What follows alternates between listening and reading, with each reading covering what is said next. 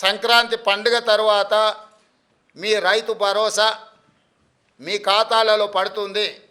విధి విధానాలకు సంబంధించి మంత్రివర్గ ఉపసంఘం వేసిన బట్టి విక్రమార్క గారు, పొంగులేటి శ్రీనివాసరెడ్డి గారు, తుమ్మల నాగేశ్వరరావు గారు ఇతర మంత్రుల చేత మంత్రివర్గ ఉపసంఘాన్ని విధి విధానాలను ఖరారు చేయడానికి వేసినాం.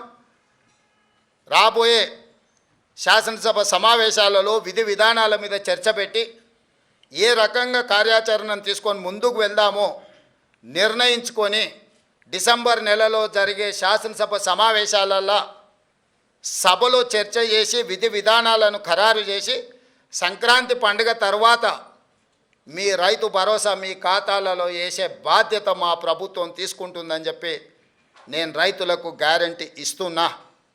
రైతు రుణమాఫీ చేస్తామన్నాం, చేసి చూపించినాం.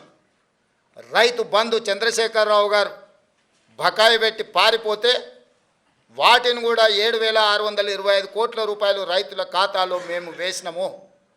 ఇప్పుడు కూడా రైతులకు రైతు భరోసా అందించే బాధ్యత మా ప్రభుత్వం తీసుకుంటుంది. దీనికి సంబంధించి శాసనసభలో చర్చలు చేసి మంత్రివర్గ ఉపసంఘం ఇచ్చే నివేదికను శాసనసభలో ప్రవేశపెట్టి విధి విధానాలను ఖరారు చేసి రైతు భరోసా పథకం కొనసాగుతుంది.